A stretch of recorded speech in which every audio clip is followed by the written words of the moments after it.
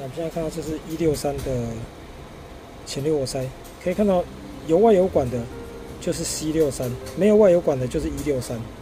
这163卡钳，跟我们刚刚处理的4活塞是一样的。那我们现在准备进行组装。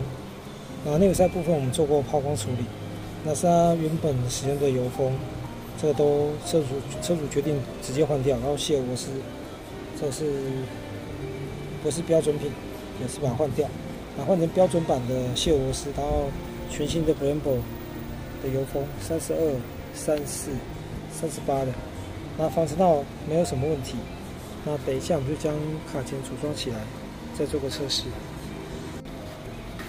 可以看到，这是等一下我们要换上去的Brembo原装的油封，上面都有色标，标准色标标志。那我们现在这个163的卡钳已经分解整理完成，做一下做动测试。切压，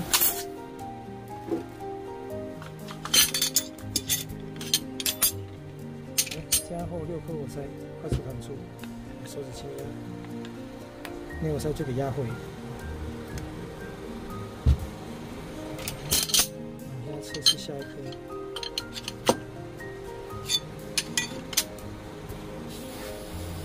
来切压。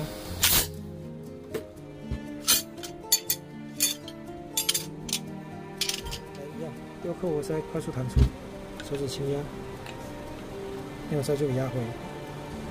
163前6活塞。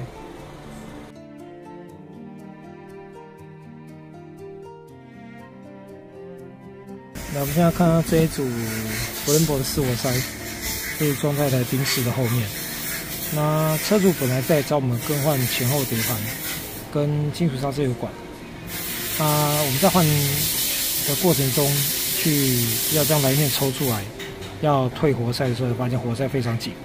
那车主就说，他这前6后4卡钳在去年1月份已经整理过了，已经给别家整理过了。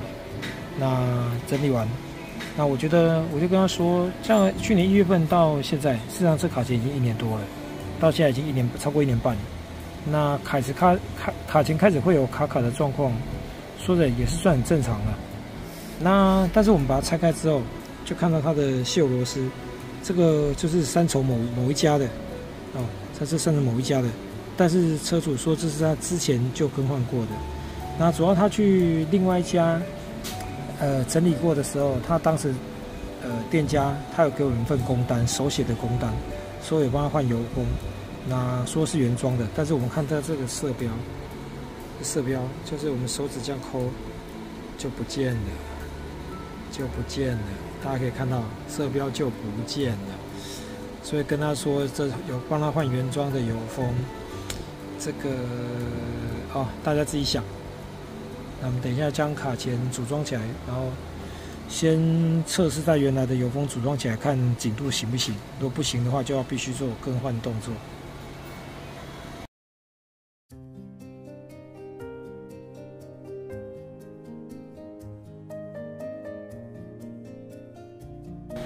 我们这组后4卡钳使用它原本的油封组装过去，上面看都是油，我们已经组装上去测试，然后也请车主自己来试压活塞。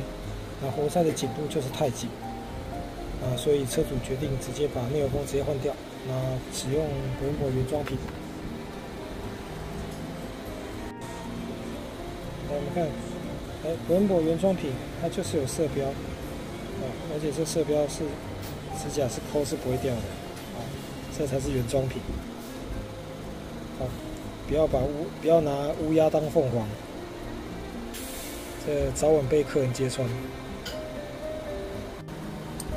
那我们现在这一组4活塞已经分解整理完成，我们做一下做动测试。加压，可以看到加后4颗活塞快速弹出，收手轻压，内活塞就给压回。我们测试下一颗。